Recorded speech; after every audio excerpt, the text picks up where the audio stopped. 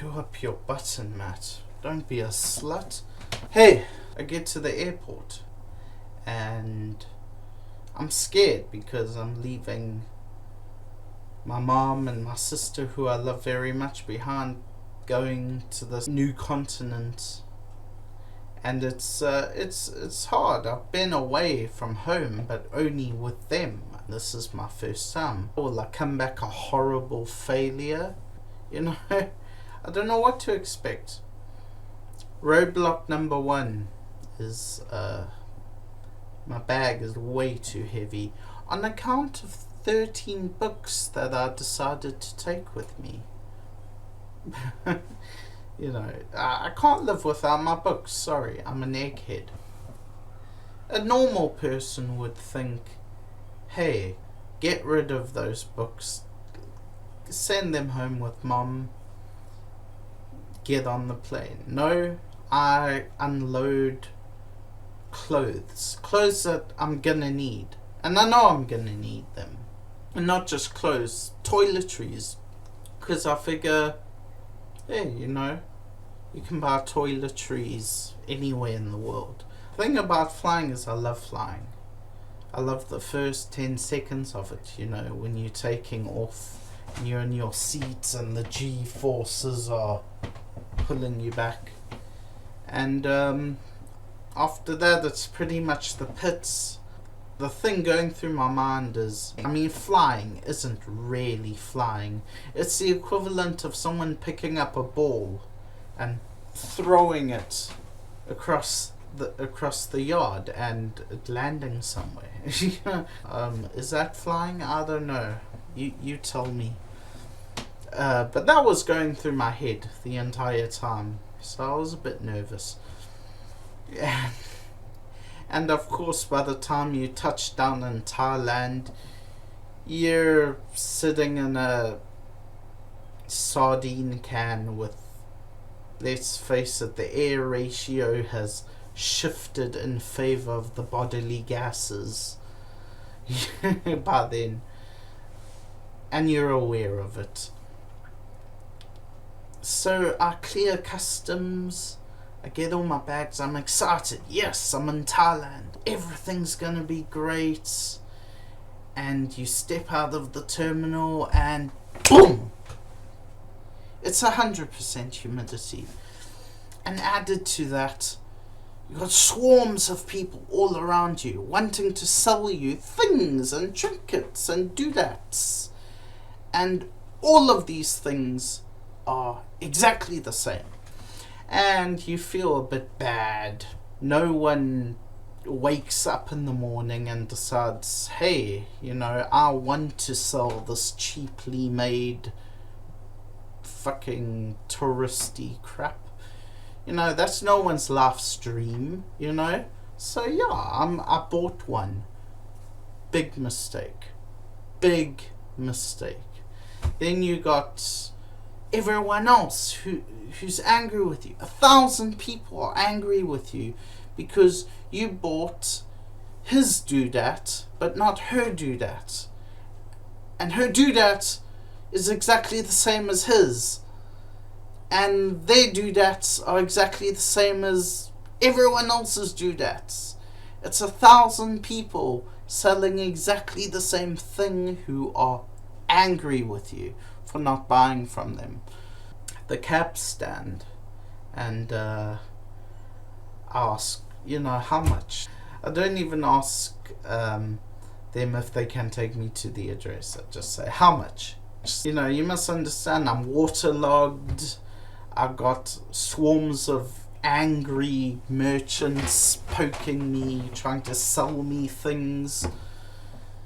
And she must have seen this, you know. She must have seen this and gone, 1,000 baht. But, you know, in the Thai accent, which the Thai accent is phenomenal. 1,000 baht! You know, it's like said in that crony way. So I just paid 1,000 baht. Anything to just get moving. So I'm in the taxi and I've been in a car with bad drivers and crazy drivers. I mean, my mom is fucking nuts, you know, but I've never been in a car with crazy bad drivers. And it's just everyone in Thailand. You sit down, you make conversation. Oh, right, how are you? And you know, it's like the forces of inertia are working on you. And he's barely missing people. He's like, you know, and it's nothing to him. And no one, and the people that he's missing aren't going, hey, that's out of order. So this must be a normal occurrence. On second thought, we'll unbutton it. Let's be fun here, come on. So I'm in Thailand to learn how to teach English as a foreign language. This is a dream come true for me. I'm not expecting all of this. I'm not expecting to leak the Pacific Ocean out my pores and, you know, be accosted by the population of Bangkok and nearly killed on the way. My digs, by the way, were not as advertised. It was sold to me that I would be in this cottage on the beach and I can just walk right to school, and the school is only a few hours a day and the rest of the day is yours. But when I got there, it became very clear that the guy who ran the school, this was his retirement scheme, and only his retirement scheme, you know. Fuck your experience. So, first impressions. What were my first impressions of Thailand? Telephone wires. Lots and lots of telephone wires. I didn't have time for too many first impressions because it was all just a blur. Just boom, boom, boom. This driver was just driving insanely. Anyway, so I arrived from the experience at the airport to my accommodation. It's just this hotel called the Best Western Hotel. You know, I'm staying there. And I'm met by this man who will remain unnamed. We didn't get on. But he's the principal of the school, right? And I'm like, wow, this is a cool place. He's like, yeah, it is. It's a cool place. We said, well, come, you know, I'm just picking you up here. So I'm like, okay. So we drive to the actual accommodation, and at the back of the school are the apartments, and apartments is generous. Nothing works. It's very sort of industrial, and there's no furnishings, and my room wasn't what was sold to me at all, and I don't even care as long as there's a bed and a plug point for my laptop. I got all 8 seasons of Seinfeld, so I am good. And he's telling me about the room. He says, we'd prefer it if you don't use the aircon. Now, ladies and gentlemen, I'd paid extra for the aircon. There's no way in hell he was going to tell me not to use it. I communicated that to him, and he said, you can, but we'd prefer it if you don't. Something might happen, you know, you might fail your course, who knows? Nah, not really, I'm bigging it in my head, but it was almost like that.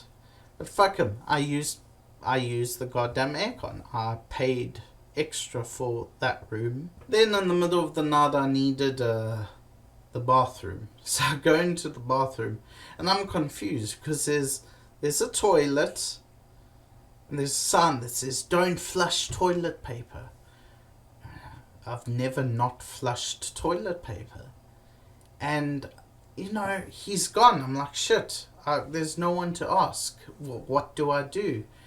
And I see a hose like in a holster next to the toilet. And I'm like, oh, okay, it's a squirty system. What I minded was the shower was right next to the toilet. And there was no partition. There was no, like the entire bathroom was the shower and the toilet room The shower was in the toilet, and the toilet was in the shower, and it made for some pretty interesting smells in the morning. But I'll tell you one thing: I became a convert to the whole squirty system. Damn. Damn. You could snort cocaine off it. You know what I mean? Disgusting, that.